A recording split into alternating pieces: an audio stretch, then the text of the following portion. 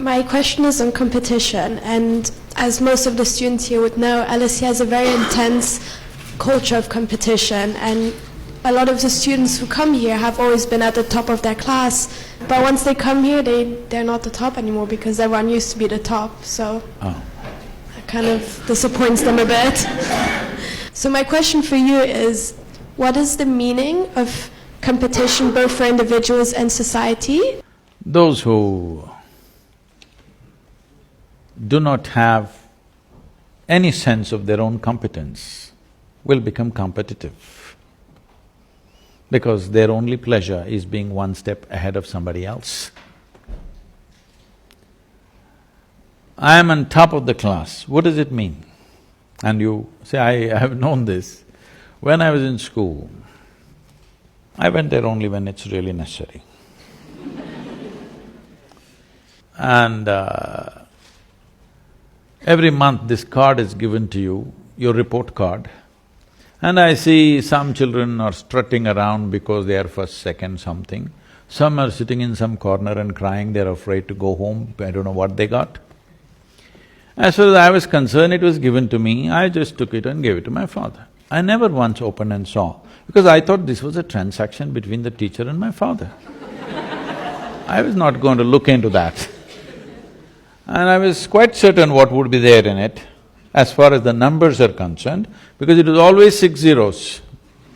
Because I never wrote a single word in the test paper. That was the rule for me.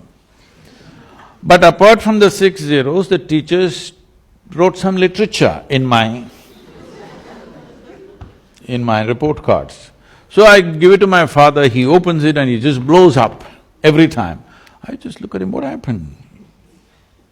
Because why I'm saying this to you is, being better than somebody, if it's a pleasure for you, you enjoy other people's failures. I call that sickness. This is not success. You, as a life, you want to be at your fullest. You have a right to be.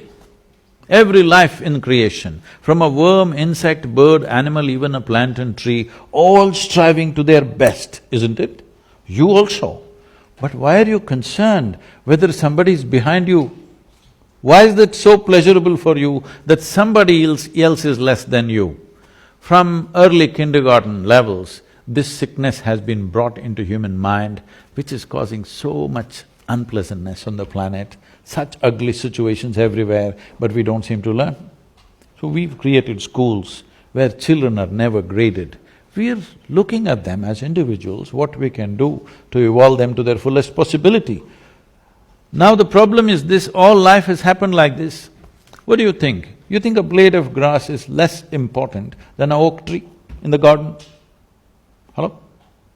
You think so? Only a fool would think so, isn't it? Hello? But that's what we're doing, we call this education, we call this competition, we call this society. No, very stupid way of handling things. Because the important thing is, for what you have come with, will you blossom to the fullest human being or not? This is the only question. This doesn't need anything other than constantly nourishing the atmosphere, not even the person. If you want a plant to grow, you don't do anything to the plant, you just take care of the soil, the atmosphere, the ambience. That's all that needs to be taken care of even for a human being, that you need to take care of the atmosphere so that everybody finds the fullest expression for their life. The moment you think you want to be better than somebody else, you've gotten sick in some way.